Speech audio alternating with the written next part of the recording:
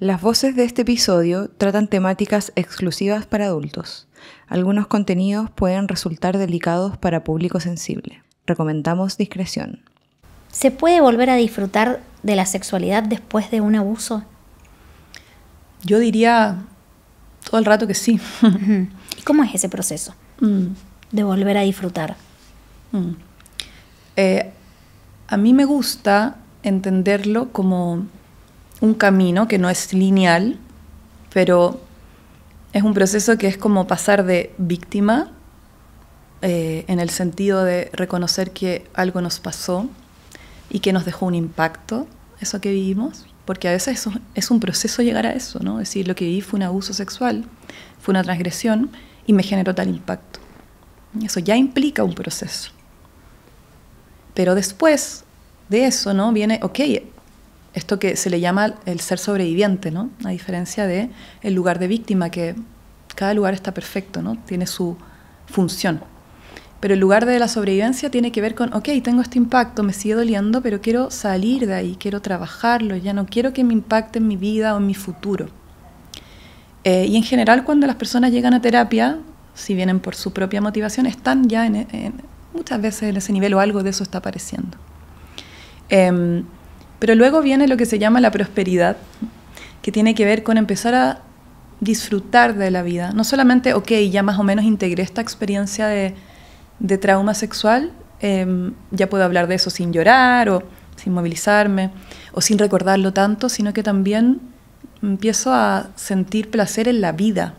No solamente placer en el acto sexual, como sea que cada quien viva su sexualidad también, porque no vamos a imponer una manera de vivirla si ya hubo tanta imposición en esa esfera de la vida en sobreviviente.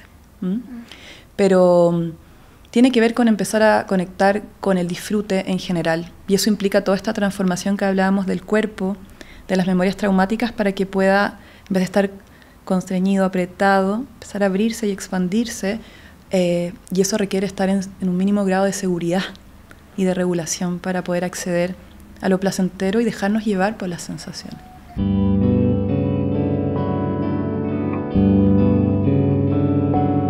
Bienvenidos a Escucho Voces, lo que nos pasa por la mente contado en voz alta. Estamos hoy con Nicole Baumgartner. Ella es psicóloga, especialista en trauma y sexualidad, y nos va a hablar de muchas cosas desde su experiencia, pero primero vamos a agradecer a quienes hacen posible Escucho Voces. Vamos a comenzar agradeciendo a Grupo Intus, un centro de psicología especializado en el acompañamiento terapéutico de niños, adolescentes y adultos. Comprendemos que la salud mental es muy importante, es fundamental para el bienestar, y contamos con un equipo especializado de profesionales que pueden ayudarte a atravesar distintas situaciones. Profesionales capacitados en distintas áreas, incluyendo el tratamiento de trauma y MDR. Si sentís que estás atravesando una experiencia difícil que está afectando tu día a día, en Grupo Intus podemos ayudarte. Agenda tu consulta en www.grupointus.com. Encuadrados.com es la plataforma ideal para profesionales independientes que buscan automatizar su consulta, con herramientas como agenda online, recordatorios automáticos, pagos en línea y emisión de boletas electrónicas. Encuadrado simplifica la gestión administrativa, permitiéndote enfocarte en lo más importante, tus pacientes. Más de 4.000 profesionales ya confían en Encuadrado. Descubrí cómo pueden ayudarte en www.encuadrado.com. Ahora sí, vamos a comenzar. Nicole, bienvenida. Muchas gracias por estar acá con nosotros hoy. Hola, gracias por la invitación. Bueno, vamos a comenzar. Y me gustaría que, para arrancar, nos ayudes a definir algunos conceptos. Contanos, ¿qué es lo que se entiende por abuso sexual y qué es lo que lo diferencia de otras formas de violencia? Bueno, primero creo que hay que considerar, cuando estamos hablando de abuso sexual, desde dónde lo estamos nombrando, digamos. Si desde lo legal, si desde lo clínico, porque en base a eso las definiciones también cambian un poco. Pero en realidad muchas veces desde lo clínico, cuando decimos abuso sexual, estamos hablando de violencia sexual, más allá del tipo específico de transgresión en la esfera de la sexualidad. Y en ese sentido, como a grandes rasgos, a mí las claves que me ayudan a entender qué es violencia sexual y qué no son 3 puntos. Uno, el hecho de que haya una asimetría entre la persona o las personas que ejercen la violencia y la víctima o las víctimas. Por otro lado, el mal uso de ese poder que se tiene y la imposibilidad de elección, que tiene que ver con lo que tanto se ha hablado sobre el consentimiento. Y en general hay muchas variables que influyen en por qué una persona está imposibilitada de dar consentimiento. Desde lo legal se basa mucho en la edad, es decir, bajo los 14 años está la indemnidad sexual, entonces se espera que la persona no tiene todavía las herramientas para poder decidir sobre su vida sexual. Versus la libertad sexual, que es ya desde los 18 en adelante, cuando ya tenemos las herramientas, pero igual se puede vulnerar nuestro consentimiento. Y eso puede ser por distintas razones, ¿no? Por el uso de la fuerza, el rol, el poder, también la diferencia de edad.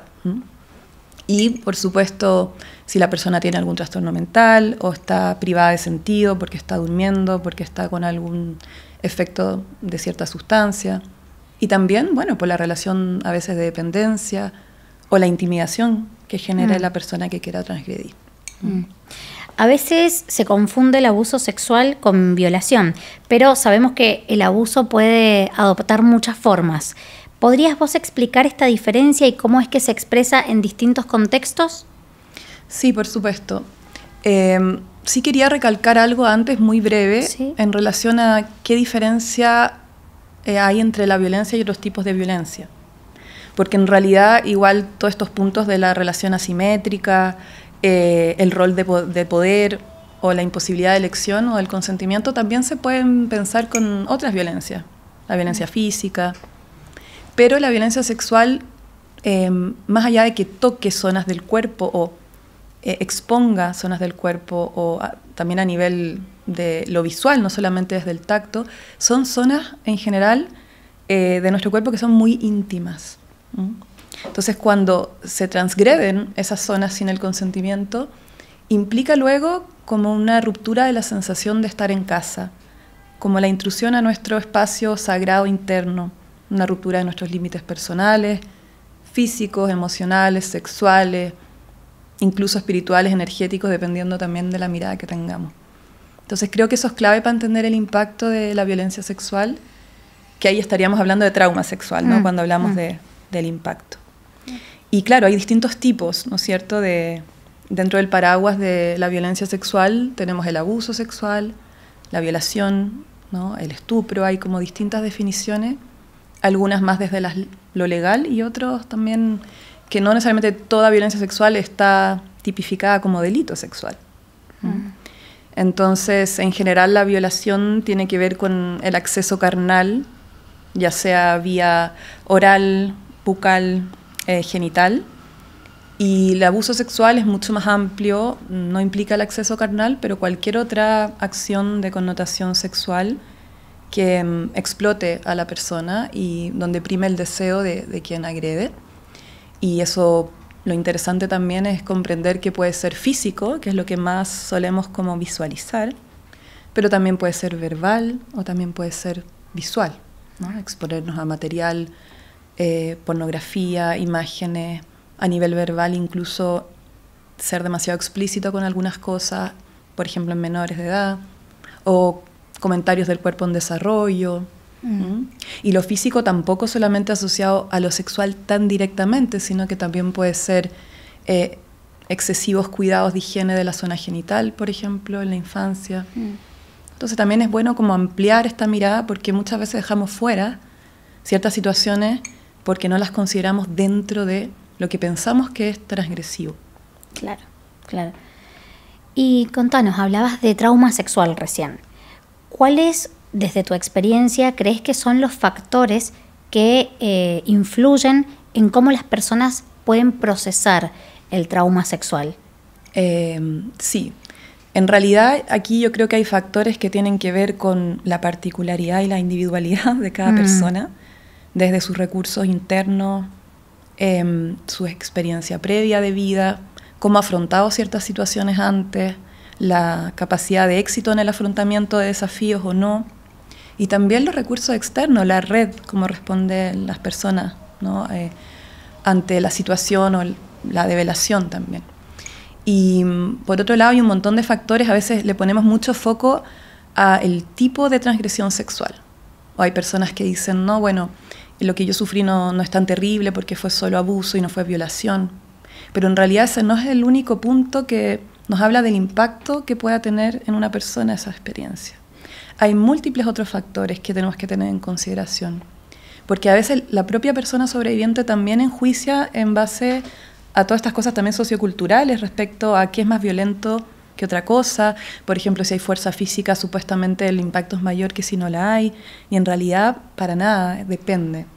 Entonces, en general, los puntos en los que yo pongo atención para evaluar el impacto o comprender el impacto en cada persona sobreviviente es la edad en la que ocurre, el periodo vital, en la infancia, adolescencia, adultez, o si incorpora, digamos, la situación más de un momento de la vida de la persona. También el vínculo con la persona que agrede, una persona desconocida, es alguien conocido pero extrafamiliar, es de la familia, que es lo más común, que sea intrafamiliar o persona conocida quien agrede, y obviamente eso tiene más potencial de impacto, ¿no? Por el vínculo que hay y que esperamos que quienes conocemos nos van a cuidar y no dañar. Pero también tomamos en cuenta las estrategias que usa esa persona para que se realice la transgresión sexual. Por ejemplo, si usa la fuerza, amenazas, el vínculo de confianza, sobornos, privilegios, el secreto, el silenciamiento. Todo eso también va a influir. Las veces que ocurrió la situación, ¿no? Si ocurrió una vez, si ocurrió varias veces, si fue una victimización crónica. Y también creo que un punto muy importante es la develación.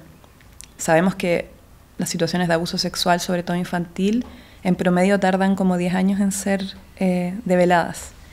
Y que la reacción del entorno ante esa develación puede potenciar los impactos del trauma sexual o disminuirlos o atenuarlos. Entonces, a mí me hace mucho sentido la definición de trauma de... El trauma no es solo aquello que nos pasó que no debiera haber pasado, es decir, la situación de violencia sexual, sino lo que no pasó que debió haber pasado. Que es que viesen, que protegiesen, que otorgasen credibilidad, o que cuando develemos tengamos una respuesta de contención, de no responsabilización de la persona que vivió la situación.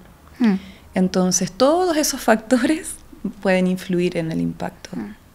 Qué importante esto que decís, ¿no? De la reacción, porque eso también puede hacer que ciertos efectos o ciertas secuelas se profundicen, sean más severos, ¿no? Totalmente, ¿no? Entonces, yo creo que el trauma tiene 3 momentos, ¿no? Lo que pasa antes, todo lo que se va entretejiendo para que suceda la experiencia del trauma sexual, todas estas estrategias que usa quien agrede para que luego el abuso se dé en el cuerpo, por ejemplo. Pero también, bueno, el momento donde sucede la situación, o los momentos, y luego el después, ¿no? ¿Qué pasa después también con el entorno? Las respuestas desde todos los niveles, institucional, social, medios de comunicación, la justicia, los colegios, las escuelas, los amigos, la familia. Claro. La reacción del entorno en sus distintas áreas, ¿no? No solamente por ahí la que se espera en la familiar, a veces en una cuestión, en algo más macro también. Sí, y hemos visto que a veces incluso situaciones que han sucedido, que se han dado a conocer en la prensa, a nivel legal no habían tenido un buen resultado, y cuando la gente se moviliza y se activa y empieza a hacer ruido, tomando también lo positivo, no siempre como la mala respuesta del entorno. Y cuando eso ha hecho que finalmente hayan distintas sanciones mejores, más adecuadas al delito, porque la gente sacó la voz. Claro. Y las secuelas del trauma sexual únicamente no solo son mentales o psicológicas, sino también que se suele decir que el cuerpo tiene memoria. ¿Cómo se manifiestan esas secuelas en el cuerpo? Sí. En general, las personas que tienen historia de trauma general, pero muchas veces además en el trauma sexual donde el cuerpo está mucho más implicado,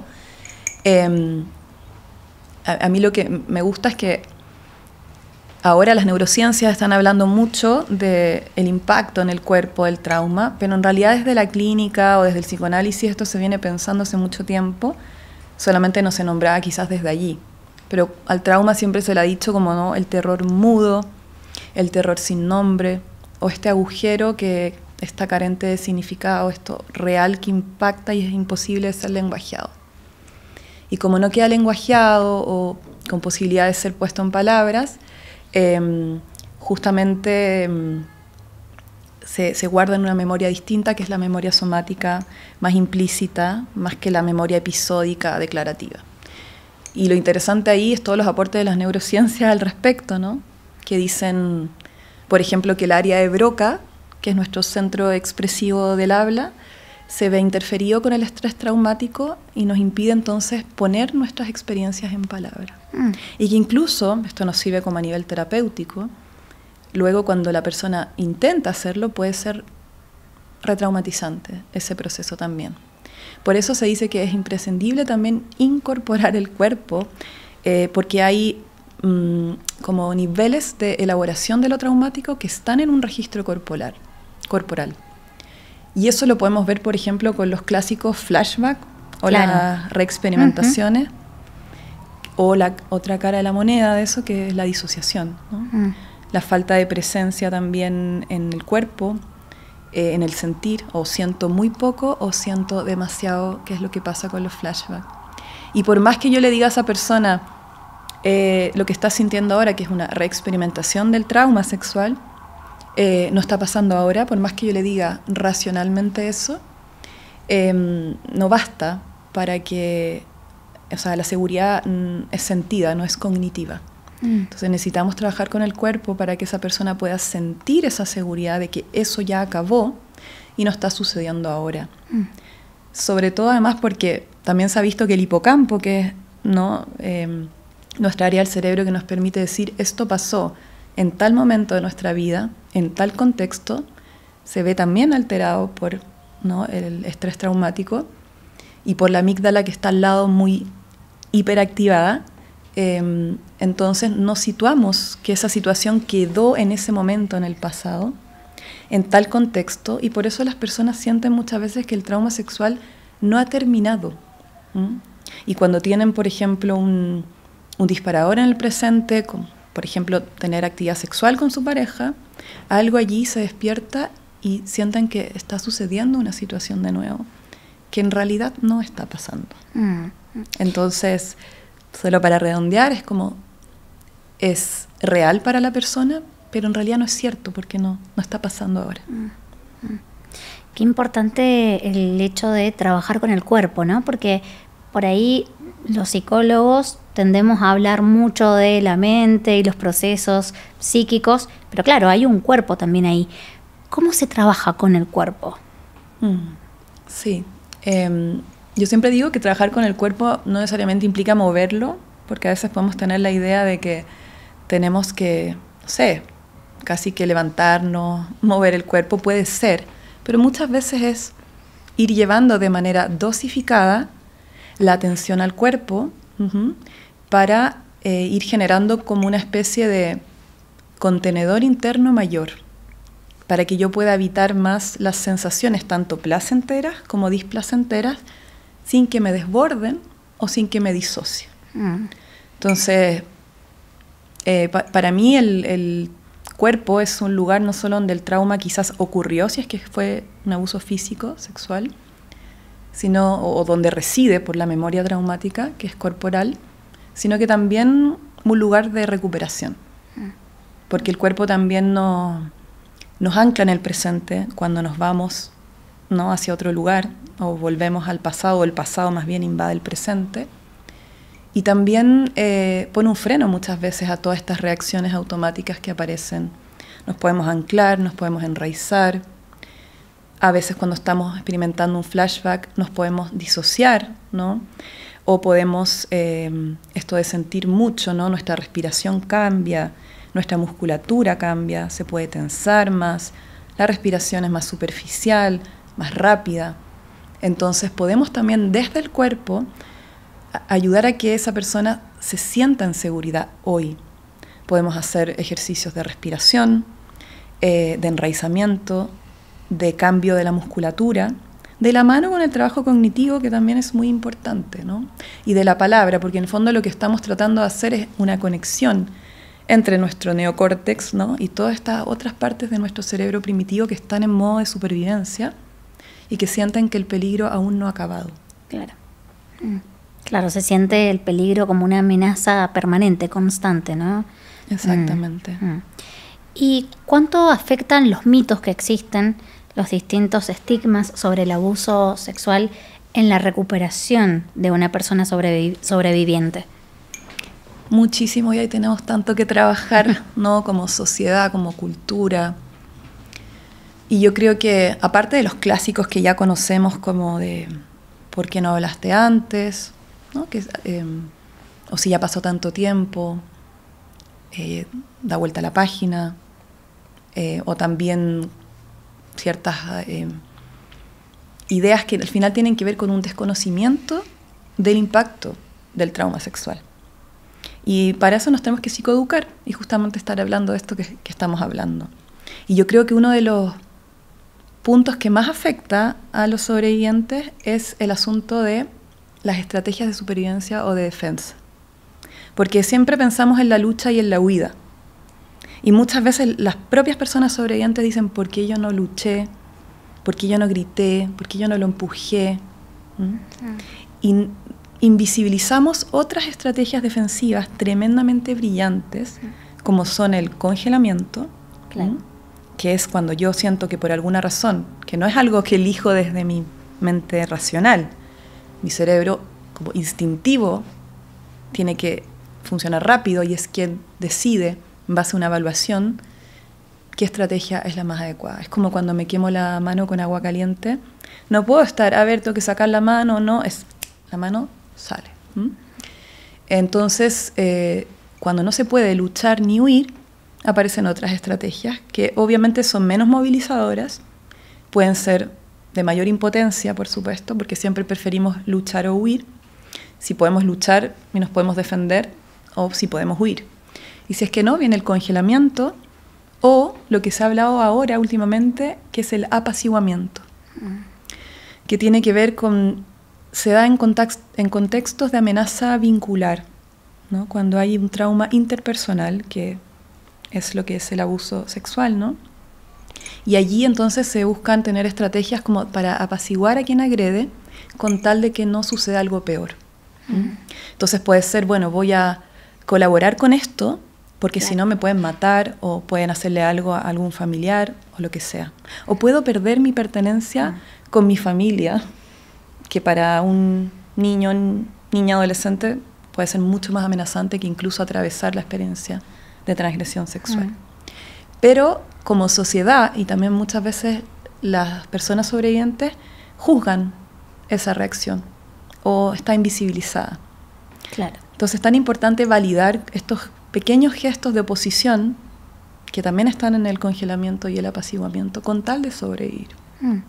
Importante que se conozcan, ¿no? Como para poder de alguna forma cuestionar cómo se juzgan, es cierto, lo que señalas, ¿no? Muchas veces estas cosas se escuchan hasta en los medios de comunicación, porque no dijo nada, pero lo permitía, ¿no? Seguramente hasta frases más fuertes como algo de esto le debe haber gustado, ¿no? Porque lo permitía, y tiene que ver con esto, con reacciones más defensivas.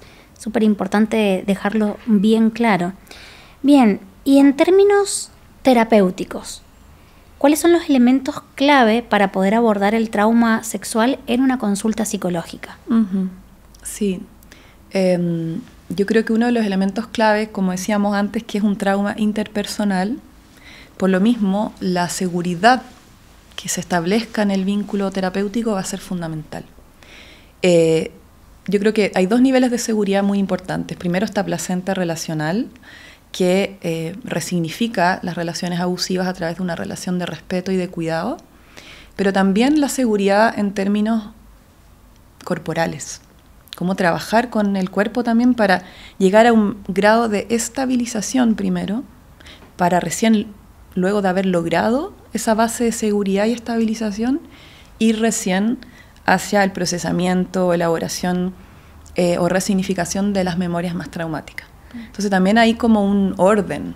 No podemos ir muy rápido a trabajar lo traumático si la persona todavía no tiene los recursos necesarios para afrontar eso. Entonces, en ese sentido, la persona sobreviviente en consulta, desde mi experiencia, va a estar muy alerta a todas las lógicas ahí de poder. Y el vínculo terapéutico es un vínculo que tiene, ¿no? Esto asimétrico y también es muy íntimo.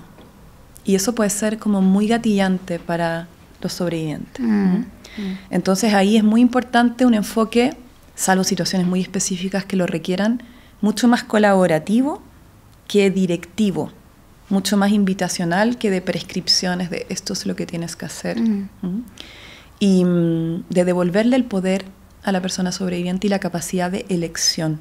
En cosas pequeñas, yo a veces, no sé, le puedo decir a la persona, más que darle, aquí me siento yo, aquí te sientas tú, como, ya, este es mi lugar, pero ¿prefieres sentarte aquí o allá? Y que la persona tenga algún grado de elección dentro de su proceso terapéutico para recuperar de alguna manera el poder que fue, digamos, completamente transgredido en la situación de abuso sexual. Y en tu experiencia en la consulta, generalmente consultan sobrevivientes o consultan terceros. ¿Cómo es la llegada? ¿Cómo llegan tus consultantes? Bueno, yo he trabajado en distintos contextos, entonces también depende. En un momento trabajé en una institución que se dedicaba al abordaje de sobrevivientes de violencia sexual y teníamos una unidad de grupo, una unidad de terapia individual, una unidad de víctimas indirectas que les llamábamos, que muchas veces también el acompañamiento a las personas alrededor, ¿no? Que también padecen o sufren del impacto de la situación de violencia sexual de su pareja, familiar, madre, hijo, lo que sea, ¿no? Y en mi caso, ahora en la consulta, las personas en general saben que me dedico a esto, así que suelen consultar sobrevivientes derechamente para trabajar muchas veces el tema de la sexualidad. Cuando ya han atravesado, en general, procesos previos de un mínimo de integración de la experiencia de trauma sexual para empezar a decir, ok, ya integré algunas cosas, lo pude hablar, ya no me remuevo tanto al hablarlo, pero igual en mi cuerpo sigo sintiendo que no puedo soltarme, no puedo relajarme, no puedo disfrutar, no me puedo compartir con mi pareja. Tengo muchas sensaciones de recuerdos que no puedo manejar, esta sensación del cuerpo como un enemigo. Entonces, en general es ese segundo momento cuando consultan conmigo. En concreto, Nicole, ¿qué consideras que debe ser trabajado para lograr superar un trauma sexual? Hablabas recién, mencionabas el cuerpo, pero a nivel de la simbolización. Sí, como hablábamos, ¿no?, de que está la vía somática de elaboración y que tiene que ir de la mano con la vía verbal. Yo creo que estamos más acostumbrados a trabajar con esa vía. Por eso enfatizaba más lo corporal, ¿no es cierto? Pero por supuesto que cuando hablamos de trauma, cualquier trauma, no solo trauma sexual, el asunto de la palabra tiene una cualidad distinta, porque lo que puede ser una elaboración a través de la palabra en otras situaciones, en el trauma puede ser retraumatizante, tratar de poner en palabras algunas cosas si no estamos haciendo ese trabajo con el cuerpo que pueda sostener el entrar en esas memorias también desde lo verbal. Y porque cuando estamos todavía muy en alerta, en modo supervivencia, nos cuesta mucho más acceder al nivel de la palabra también. Pero obviamente el poder narrar una situación que muchas veces nos va a hacer necesariamente sentir que tenemos que entrar en los detalles de la experiencia. Yo siempre le digo a mis pacientes que yo puedo escuchar todo lo que me quieran decir, ¿ah? No hago una censura en ese sentido, pero también doy inmediatamente la posibilidad de que la persona pueda elegir no querer contar algunas cosas. Y que pueda prepararse para contar eso, si es que necesita contarlo. Y a veces he trabajado procesos completos en donde nunca entramos del todo en describir lo que sucedió, sino que más bien bordearlo, como incluso las consecuencias que tuvo esa situación para esa persona, qué pasó antes, cómo respondieron las personas significativas, o también cómo era la persona que agredía, cuáles eran sus estrategias para que pasara lo que sucedía. Y hay otras personas que tienen la necesidad de contar esto tan crudo, ¿no? De poner en palabras con un testigo empático, esto fue lo que viví, y escuchar esos detalles que puede ser muy estremecedor. Pero también nos vamos a encontrar con muchas personas que tienen amnesia disociativa, o la memoria traumática no es lineal, tiene fragmentos, momentos que están en blanco y que nunca quizás se van a recuperar. Entonces pretender, o sea, algo de eso podemos organizar con la palabra, algo de eso se empieza a ordenar, este hipocampo se empieza a ordenar también, ¿no? Lo que pasó primero, luego después, hacemos un orden para que todo quede en el pasado y no ahora. Ese proceso es muy importante también desde la palabra. Pero nos vamos a encontrar con personas que no van a recordar ciertas cosas o no van a querer hablar de eso, porque a nivel de la resistencia y de la defensa es lo que está bien. También abrazamos las defensas, en ese sentido no luchamos contra ellas. Y lo que se vaya abriendo en el proceso de manera natural surgirá. A veces aparecen los sueños contenidos, ¿no? Pero también vamos a acompañar a personas que tienen trauma preverbal. Incluso yo he atendido a sobrevivientes que me dicen, no recuerdo cuándo empezó esto, ¿no? O tengo vagos recuerdos de la situación del abuso, no hay imágenes claras. A veces se sienten cosas desde el cuerpo, como un aroma o unas sensaciones en el cuerpo de transgresión, pero no la imagen específica. Y trabajamos con eso. Y a veces nunca vamos a acceder a lo verbal. Entonces, ambas cosas son importantes, pero cada una tiene sus limitaciones y trabajan en conjunto y como complemento. Muy, muy claro, Nicole. ¿Y hay alguna indicación para cuando hay un terapeuta que tiene el mismo género que el agresor? Hace un rato decíamos que es importante la elección, ¿no? Que justamente el trauma sexual tiene que ver con la falta de consentimiento, la imposibilidad de elegir.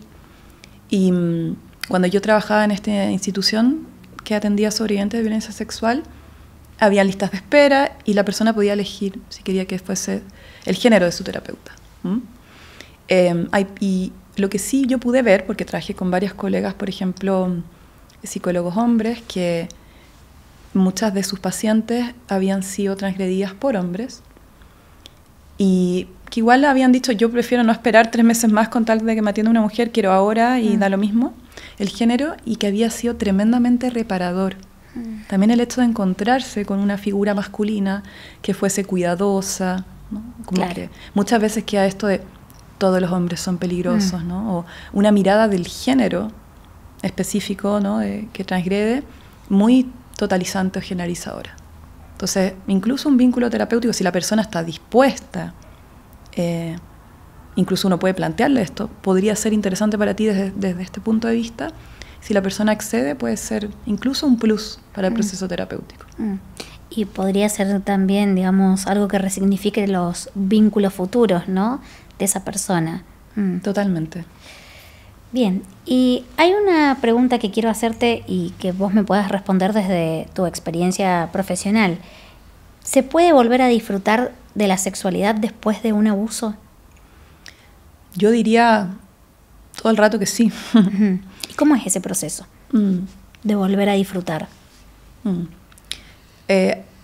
A mí me gusta entenderlo como un camino que no es lineal, pero es un proceso que es como pasar de víctima, en el sentido de reconocer que algo nos pasó y que nos dejó un impacto, eso que vivimos, porque a veces es un proceso llegar a eso, ¿no? Es decir, lo que viví fue un abuso sexual, fue una transgresión y me generó tal impacto.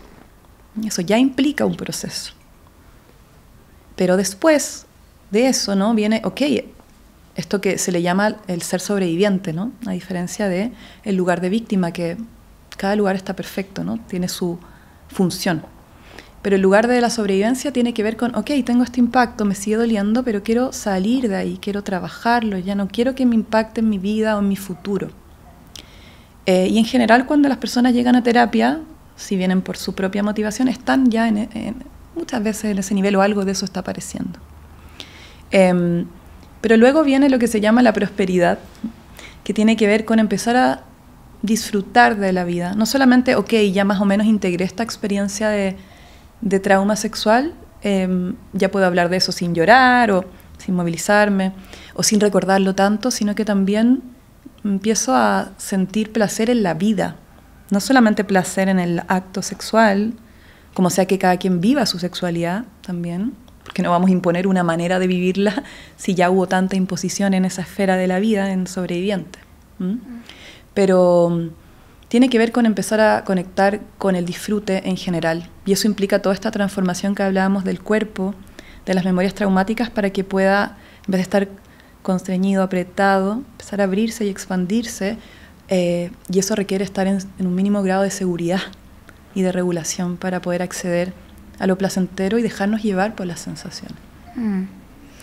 ¿Y qué tipos de dificultades son las que pueden surgir en la vida sexual de una persona sobreviviente de abuso? ¿Aparece culpa, miedo, inseguridades? ¿Cuáles has visto? ¿Cuáles son esas dificultades que aparecen y que hay que reparar, trabajar en estos procesos que venimos hablando? Hay varios impactos. Yo diría que la esfera de la sexualidad es como un área posible de impacto. Normalmente hay ciertos síntomas asociados a eso. No siempre la área más impactada de un sobreviviente es esa. Y muchos de los impactos tienen que ver, uno, con los flashbacks que aparecen justamente en las situaciones de encuentro sexual, porque la sexualidad quedó teñida de esa condición de peligrosidad y se vuelve en sí misma un disparador. Incluso la proximidad física, no solamente un encuentro sexual, sino que la cercanía física o la intimidad sexoafectiva.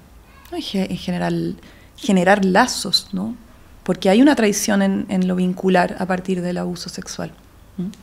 Entonces, también puede haber mucha vergüenza en varios sentidos, como vergüenza asociada al abuso en general, no solo al impacto de la sexualidad, como quedé como persona marcada por esto, ¿no? No me van a querer con esta condición, como todo esto del estigma y la vergüenza, pero también porque muchas veces en las experiencias de transgresión sexual la persona también pudo haber sentido alguna sensación por su estimulación física, claro, ¿no? De placer. Y eso puede ser muy difícil de integrar porque no fue consentido, pero igual se sintieron cosas que conectaron con el placer desde un punto de vista también fisiológico. Claro. Y por otro lado, se pueden impactar distintas, el cuerpo, como hablábamos, no solamente esto de la memoria traumática, sino que también el cuánto puedo mostrar mi cuerpo, ¿no? Muchas personas sobrevivientes no quieren verse como deseables, porque estar en el lugar del deseo es un lugar de peligro. Entonces muchas veces pueden incluso modificar su cuerpo desde cubrirlo completamente con ropa para no mostrar ciertas partes que asociamos a lo más sexualizado, pero también, por ejemplo, engordar como una forma de no tener tanta figura, ¿no? O, en el fondo, todo lo que tenga que ver con la sexualización, ¿no? Y también se puede ver afectada la comunicación en torno a lo sexual. Por ejemplo, en general el abuso sexual tiene que ver con algo que donde no hubo comunicación, no hubo una pregunta sobre qué quieres tú, qué quiero yo, una negociación, y en general se vive en secreto, en ocultamiento, en soledad, en silencio. Y eso hace que luego en nuestras relaciones quizás nos cueste mucho decir que queremos, lo que necesitamos, nuestras preferencias, preguntar o expresar nuestros deseos o lo que no queremos. Y eso hace que a veces podamos estar nuevamente en situaciones donde justamente por esas dificultades nos exponemos a sentir que estamos viviendo algo parecido, aunque no sea la intención de la persona con la que nos estamos compartiendo, ¿no? Vivirlo nuevamente como transgresivo. Y en general también se habla como de dos caminos de impacto. Obviamente esto es mucho más complejo, por eso mencioné todas estas otras posibilidades de impacto, pero se resume como en dos caminos posibles que uno puede caminar, más de uno, puede caminar los dos a lo largo de su vida, que sería uno en la línea de la evitación en torno a la sexualidad, como más aversión de lo sexo afectivo, de la intimidad, o esta sexualidad más como compulsiva, esta hipersexualidad. Y claramente la evitación busca justamente como el arma fue la sexualidad, o no estar cerca de nada que exponga a la persona a eso, porque le viene a enrostrar de vuelta todos estos recuerdos traumáticos, ¿no? Y su historia. Y por otro lado, claro, la sexualidad más compulsiva tiene que ver con esta dificultad también para poner límites, para decir que no, para filtrar, nos puede poner en riesgo. Y muchas veces puede ser que una persona en su adolescencia tuvo una sexualidad más compulsiva cuando tuvo un abuso sexual en su infancia, porque además aparece todo este despertar hormonal muchas veces y una dificultad para regular eso que fue estimulado tan temprano. Y justamente sin un conocimiento de los límites, lo que está bien, lo que no. Y luego, cuando esa persona a veces empieza a crecer, empieza a entrar más en la evasión. Eso es algo que he visto muchas veces, ¿no? En la evitación. Incluso después de haber tenido tal vez una adolescencia con una vida sexual muy compulsiva. Sí, y en general vivida con mucha culpa, porque muchas veces la persona siente que se siente usada, se siente vacía, que la única forma que sabe interactuar es desde ahí, que en realidad quiere un contacto afectivo y otras necesidades que no son sexuales y termina llegando a lo sexual. Claro. Y siente que no se llegó a satisfacer la necesidad que en realidad estaba a la base de esa conexión. Con mucho dolor, con mucha frustración, todo eso. Bien, muchas personas creen que después de un abuso la persona pierde el deseo. Y esto, por lo que venimos hablando, no es así, es un mito. ¿Cómo podríamos desmitificar todo esto? Para mí, la violencia sexual, digamos, lo que estamos hablando como abuso, violación, es como la punta del iceberg de la violencia, ¿no? En general, de la violencia sexual en general más amplia, y muchas veces, ¿no?, las mujeres tendemos a estar más en riesgo de sufrir eso. Por supuesto que también hay sobrevivientes de todos los géneros. La violencia sexual no conoce discriminación, pero sobre todo en esto de las mujeres lo digo porque también hay una cultura que oprime el deseo de la mujer, de las mujeres. Y justamente es como, ok, la violencia sexual también viene a decir, da lo mismo tu deseo, aquí impongo el mío. Y después tenemos también una idea como cultura, entonces, de que esa persona que es sobreviviente ya no va a poder disfrutar más de su sexualidad. Como que eso le fue robado. Y creo que como el placer puede ser un activismo también. Como decir, no, esto no me lo robaste, esto no me lo quitaste. Y una transformación cultural de una también cultura de la violación, que se habla mucho, a una cultura del consentimiento. Entonces, para mí, el placer no es solo la consecuencia de un proceso terapéutico de terapia sexual, sino que es el antídoto también del trabajo de resignificación de la sexualidad. Mientras más experiencias de placer tenemos, más decimos, oh, parece que esto no me marcó tanto en esa esfera y yo puedo volver a sentir. Y hay pacientes que me han dicho, yo pensé que nunca iba a poder volver a sentir esto. No pensé que eso era posible para mí. Y yo intento, si la persona quiere, por supuesto, que transmita ese mensaje, porque es tan importante para otras personas sobrevivientes saber que hay historias de reconexión con el placer y el deseo, desde los propios términos y condiciones de cómo se quiera vivir esa sexualidad. Y esto implica no solo el placer sexual de nuevo, sino que la conexión con el placer en la vida y con el cuerpo, que hay muchas formas de disfrutar con el cuerpo que no solo el placer sexual. Claro, claro. ¿Y cómo se trabaja desde la terapia la conexión con el placer y la confianza en la intimidad? Sí, ¿no? Todo un proceso. Sí. Yo creo que es importante primero, en relación a todo lo que hemos hablado del cuerpo, encontrar seguridad y comodidad primero en el cuerpo, en el contacto no sexual. Desde me estoy dando una ducha, sintiendo el agua correr por la piel y puedo estar con eso. Porque ir derechamente a trabajar con el placer sexual, por ejemplo, incluso con el propio cuerpo, no solamente compartirse con otras personas, puede ser demasiado gatillante y desafiante si no primero trabajamos cómo se siente incluso tocar mi cuerpo cuando le pongo jabón, ¿no? Cuando estoy en la ducha, pero no como algo mecánico, sino que empezar a ponerle conciencia. Y eso requiere que también tengamos estrategias de manejo, por ejemplo, de los flashbacks o las reexperimentaciones, porque van a aparecer. Por más que evitemos que no aparezcan, los gatillantes pueden ser infinitos, pero que la persona sepa que, yo le llamo como esto del búnker, o sea, tormentas van a haber, huracanes de repente van a aparecer, pero si la persona sabe que tiene un búnker donde puede ir, donde tiene herramientas para atravesar esa tormenta y estar en relativa seguridad, va a hacer que sienta que entonces me atrevo a exponerme más al contacto con mi cuerpo y con las sensaciones de placer, porque sé que tengo estas herramientas para manejar cuando eso aparece. Y eso ayuda, porque los flashbacks son información disociada del trauma que a veces nos habla de cosas que la persona ni siquiera recuerda. Como no me acuerdo cómo era la cara de mi agresor, pero cada vez que una persona con bigotes me pasan cosas. O tal perfume, o tal olor. Entonces integramos esa información de a poco, dosificadamente, y finalmente esa integración hace que estas tormentas, huracanes simbólicamente, metafóricamente más bien, sean menores en frecuencia y con menor intensidad. ¿Y esas herramientas con las que tiene que contar, cuáles son?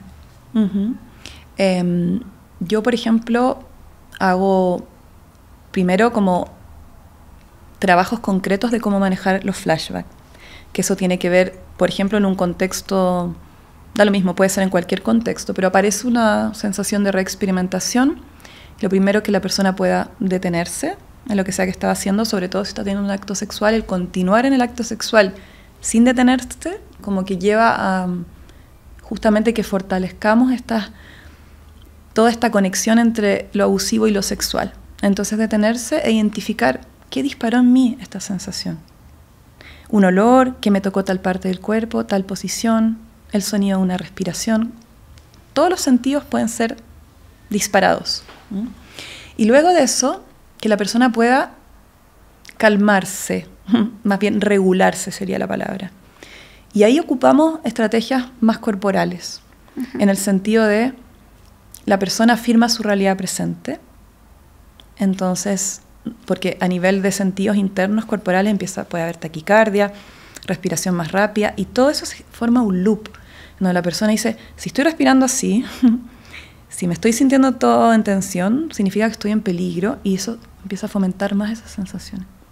Entonces la persona reafirma también el exterior, porque tiende a ser secuestrada por el cuerpo, por estas sensaciones. Entonces, utilizamos recursos concretos para que esa persona se conecte con el cuerpo como un ancla que la traiga al presente, y también recursos del exterior. Por ejemplo, mira en el lugar donde estás. ¿En qué año estamos? ¿Qué edad tienes? ¿Con quién estás?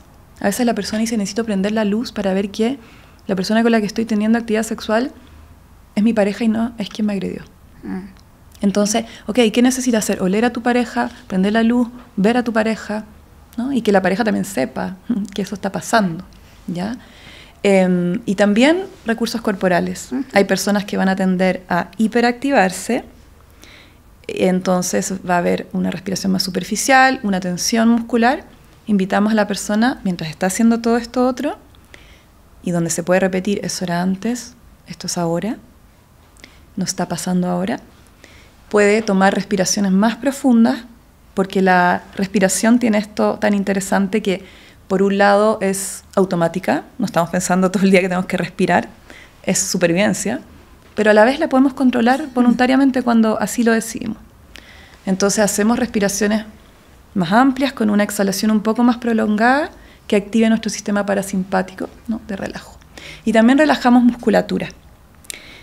Y eso entonces va mostrándole al cuerpo que no es necesario tener esta reacción en este momento. Si la persona está más disociada o desde una hipoactivación, vamos a buscar lo contrario, o sea, más que relajar, es empezar a activar un poco el cuerpo. Claro. Con micromovimientos, contacto, tapping, ¿no? Hay distintas opciones ahí. Y quizás una inhalación un poco más profunda para traer presencia. Y recién ahí vamos eligiendo qué hacemos ahora con ese disparador. Si lo sacamos, ya terminamos el acto sexual, por ejemplo, o hacemos una modificación del disparador, o tenemos la fuerza para atravesarlo nuevamente y darle la frescura del presente para que ya no quede una marca constante, por ejemplo, de que me toque en tal parte del cuerpo y que se asocie necesariamente a peligro.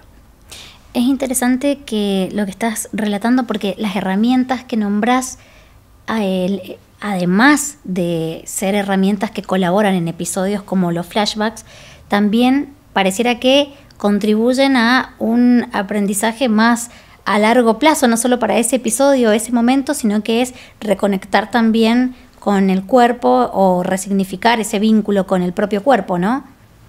Claro, y en el fondo ayudan a sentirse en seguridad, a sentir el cuerpo desde un nuevo lugar, y eso lo podemos aplicar en cualquier contexto. Exacto. Y en cualquier tipo de flashback, no solamente del acto sexual, ¿no? Incluso cuando tenemos pesadillas y nos despertamos sin entender bien dónde estamos ni en qué momento estamos, podemos utilizar eso mismo también.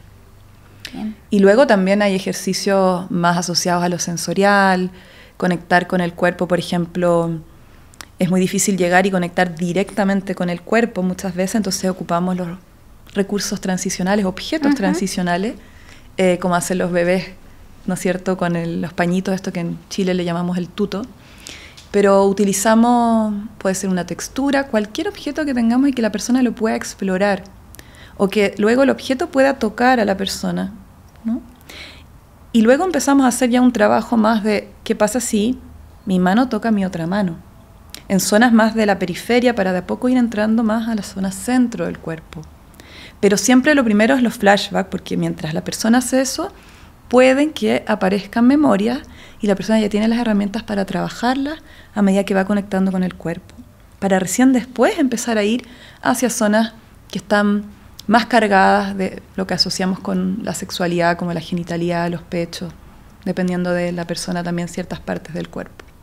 Nicole, ahora me gustaría que podamos hablar de lo que es ser pareja de una persona sobreviviente de abuso sexual.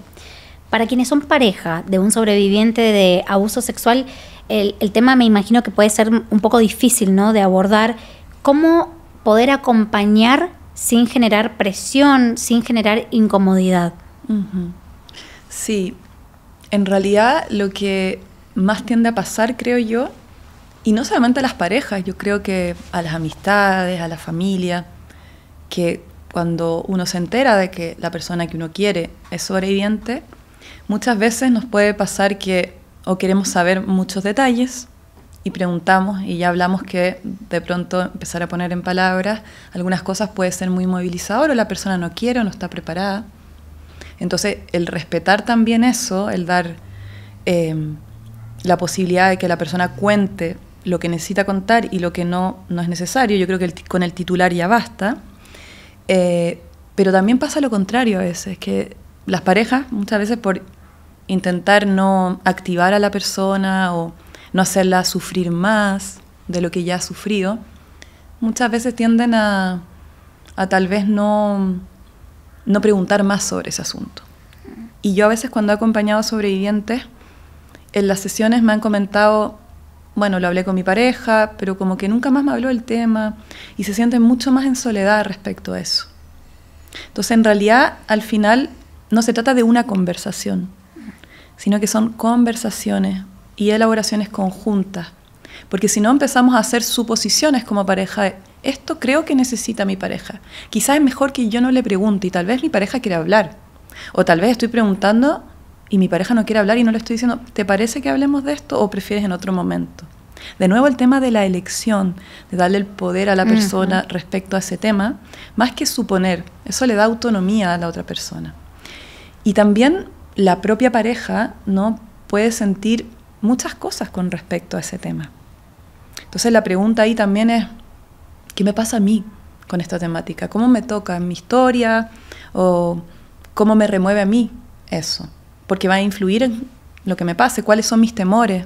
Temo de que si le pregunto va a tener quizás una reexperimentación, tal vez no lo va a decir así, ¿no?, que se sienta muy mal y yo no sepa qué hacer ni cómo abordar esa situación.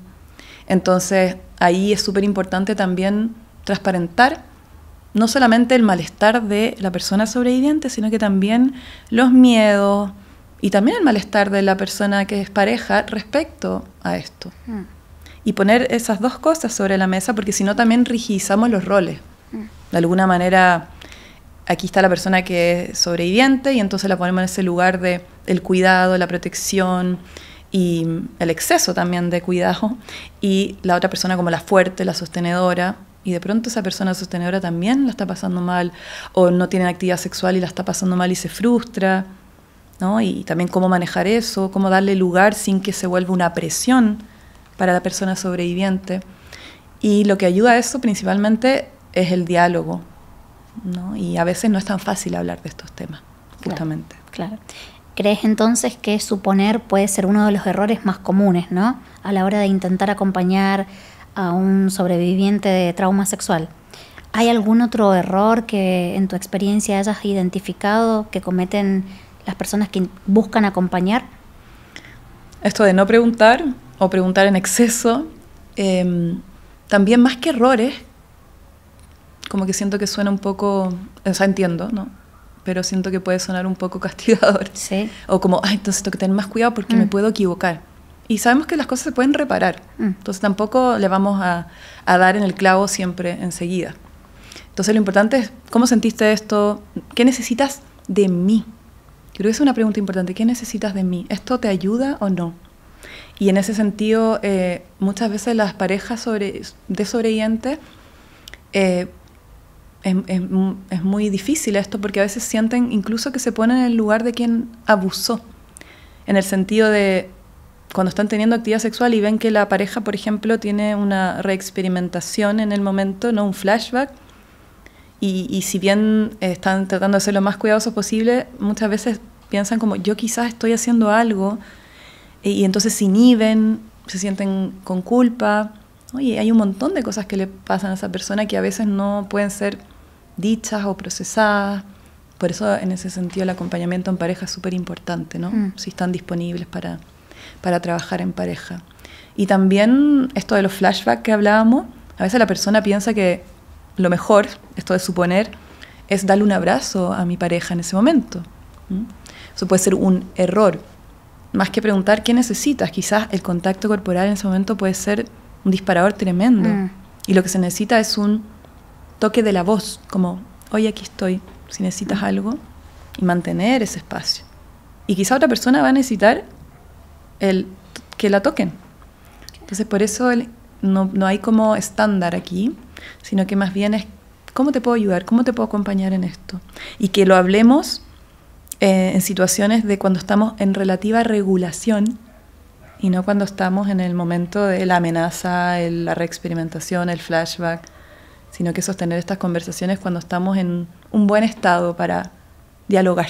Un poquito para clarificar, cuando hablabas de trabajo de pareja, ¿estás haciendo referencia a la terapia de pareja? ¿Qué tan importante es en estos casos? Bueno, recién hablábamos como de la importancia en los traumas interpersonales como la violencia sexual, el rol del terapeuta, ¿no? Como de resignificar en los vínculos, y en eso la pareja tiene un rol también muy importante, porque ahí además es donde más piel hay en la vida de las personas normalmente, más cuerpo, más conexión, más intimidad. Entonces, si cuidamos ese espacio, podemos resignificar y reaprender del contacto como un contacto seguro y ya no peligroso ni amenazante. Contacto con la intimidad afectiva, contacto con el cuerpo, ¿no? Y con la corregulación. Entonces, se puede sanar en equipo, creo que es súper importante, pero también diría que va a depender, por supuesto, tanto de la pareja como de la persona sobreviviente. A veces la persona sobreviviente necesita primero tener un proceso, dar unos pasos de manera individual antes de incorporar a la pareja, necesita procesar algunas cosas o no está preparada para empezar a hablar algunas cosas con la pareja. A mí me ha tocado atender a sobrevivientes que llevan años en pareja y a veces la pareja no sabe que la persona es sobreviviente. Pues no se lo ha contado a nadie más que al terapeuta. Claro. O a veces sabe, pero no tiene idea que, por ejemplo, la actividad sexual la está pasando pésimo la persona sobreviviente porque esa persona trata de disimular, porque teme perder el vínculo, ¿no? Y asocia el sexo a la obligación, y entonces lo tiene igual sin quererlo, y todo eso es un círculo bien tremendo. Entonces, en ese sentido hay que ver en qué momento involucrar a la pareja y también cómo es la pareja. Si la pareja tiene los recursos también para ingresar a ese proceso y la disposición. Entonces son cosas a evaluar, pero si están las condiciones es súper importante, sobre todo para trabajar con también la salud sexual, la recuperación del placer. Y hay todo un camino que hace la persona sobreviviente consigo misma y su cuerpo, pero llega un punto en donde eso, si se quiere, ¿no?, disfrutar con otras personas, va a ser importante que eso se lleve a la práctica con un otro. Y ese otro va a tener que estar informado de algunas cosas para que eso suceda de buena manera. Y en ese sentido la terapia puede ayudar a eso, desde lo psicoeducativo hasta dar técnicas y estrategias específicas, hasta tener un espacio con un tercero que ayude a que la pareja de la persona sobreviviente pueda decir lo que le duele, lo que le molesta, lo que le cuesta de la situación. Porque muchas veces también las personas sobrevivientes están hiperalertas a qué estará sintiendo mi pareja, qué le pasa con esto, pero no se habla. Y la pareja, trata de no decirle cosas a la persona sobreviviente para ya no sumarle más tensión, y se genera un montón de fantasías no dialogadas ni conversadas, que cuando las ponemos ahí sobre la mesa, como que hay algo que se alivia también. Y se puede trabajar.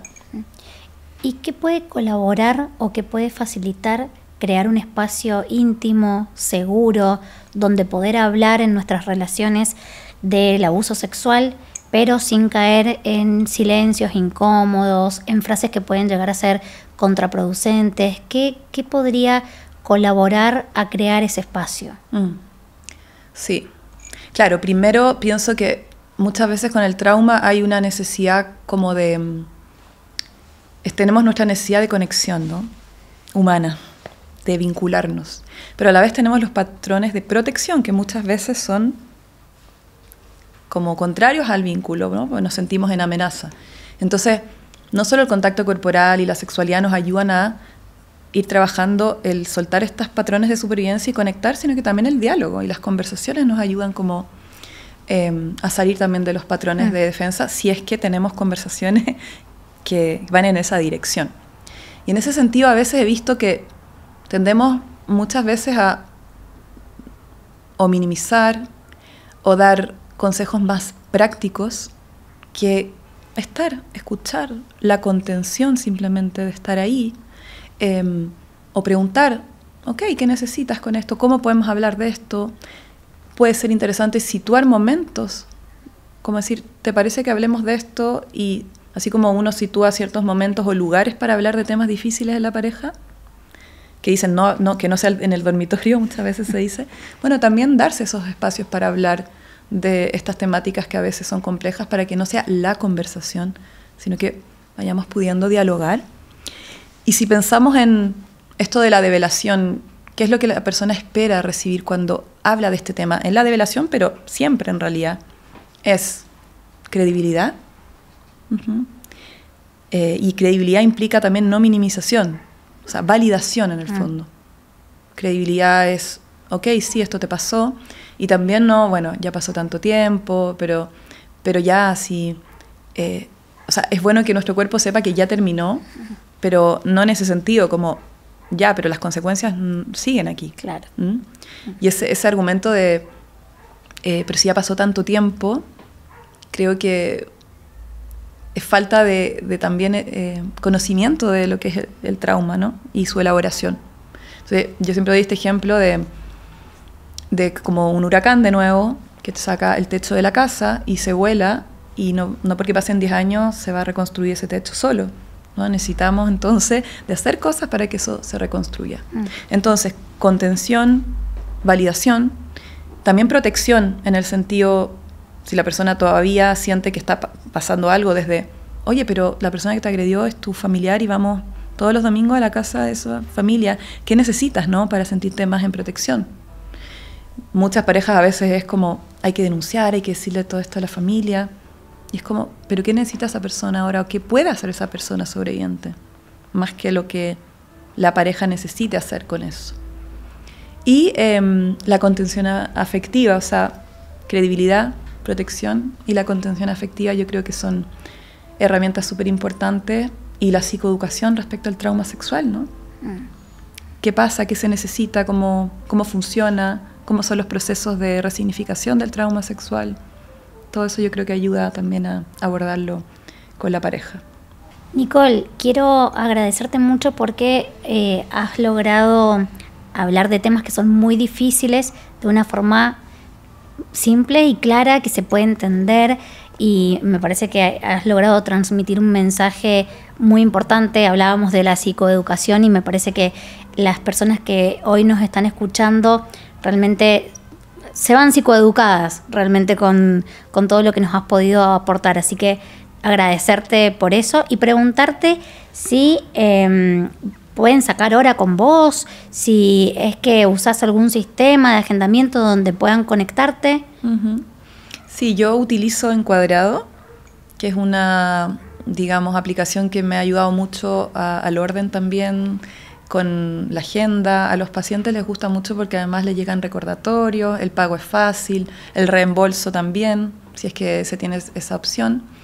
Y en mi caso me pueden contactar, bueno, el enlace de Encuadrado está en mi Instagram, Sexualidad Consentida, o en mi página web también, www.sexualidadconsentida.com. Ahora estoy sin cupos, pero como este capítulo va a estar mucho tiempo disponible, quizás en otro momento sí tenga, pero igual hay una opción de agendamiento de lista de espera. Entonces la persona se puede agendar y yo cuando tengo un cupo la puedo contactar a esa persona. Y también hago, aparte de terapia individual, hago algunos procesos grupales, talleres, que esos en general están con mayor disponibilidad para trabajar quien quiera, compartir con otras personas sobrevivientes también en su trabajo, que es un trabajo muy bonito también que complementa la terapia individual. Muchas gracias, Nicole, por compartir esos datos, y para quienes nos están escuchando, ya saben que pueden seguir en las redes sociales a @escucho_voces, y también para quienes estén buscando un proceso terapéutico, visitar www.grupointus.com para más información sobre profesionales especializados en salud mental y terapia. Bueno, Nicole, muchas gracias y espero que nos podamos reencontrar con nuestros oyentes en el próximo episodio de Escucho Voces. Hasta la próxima, nos vemos. Un gusto, chao.